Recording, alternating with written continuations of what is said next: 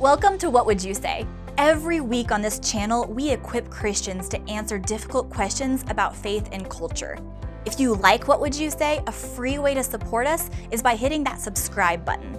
If you want to see more videos about the Bible, hit the like button. You're in a conversation and someone says, "The Bible is sexist and is oppressive to women." What would you say? Many modern-day feminists believe that not only is Christianity outdated in its views of women, but that the Bible is largely to blame for patriarchal oppression. But the next time someone says the Bible is sexist, here are 3 things to remember.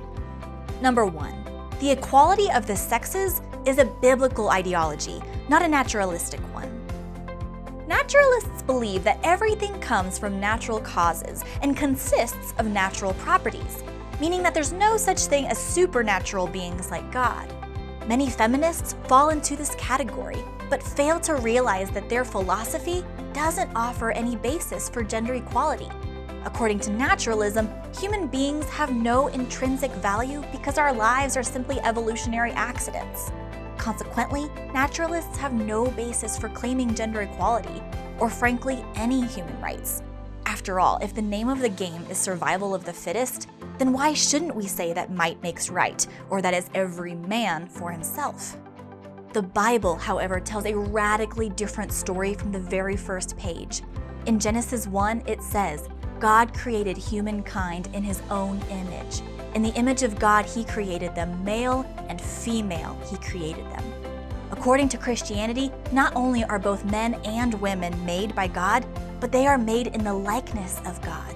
Those who claim to be too feminist for Christianity fail to recognize that the equality they long for is grounded in the very God that they reject.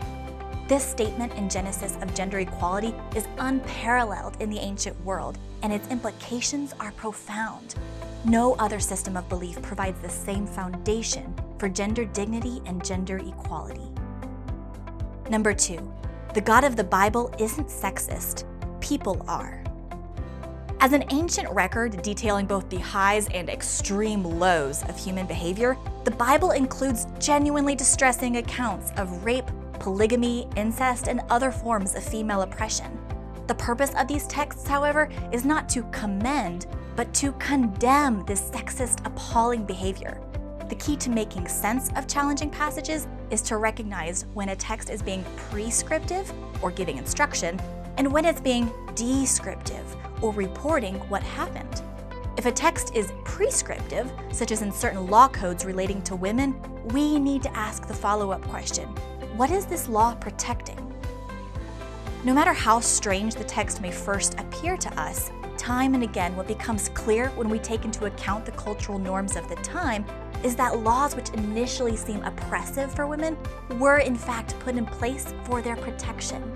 If you're interested, a more in-depth discussion of this challenging topic can be found in Paul Copan's book, Is God a Moral Monster? Number 3, Jesus sets the standard for how women should be treated. Jesus was extraordinarily countercultural in his treatment of women. At that time in the ancient world, women were seen as second-class citizens and inferior to men, despite the protective biblical mandates. The education of women was extremely limited, and they were often confined to domestic duties. They weren't even allowed to testify in court. This was the world that Jesus grew up in, which makes his own attitude towards women even more surprising. For instance, in the culture Jesus lived in, promiscuity was blamed not on the actions of the man, but on the woman who led him astray. Jesus, however, turned these cultural assumptions upside down, saying that anyone who even looks at a woman lustfully has already committed adultery with her in his heart. By demanding that his hearers take responsibility for their own lust, Jesus calls them to a higher standard of seeing women not as sexual objects, but as human beings equally made in the image of God. Throughout the Gospels, Jesus consistently lived out the radical welcome, which came to define the approach of the early church in their countercultural treatment of women. The Apostle Paul, instructing the early Christians, said that according to the kingdom of Jesus, there is neither male nor female, for you are all one in Christ Jesus. So the next time someone tells you that the Bible is sexist, remember these 3 things. Number 1, the equality of the sexes is a biblical ideology, not a naturalistic one. Number 2, the God of the Bible isn't sexist, people are. Number 3, Jesus sets the standard for how women should be treated. For What Would You Say? I'm Brooke Mack.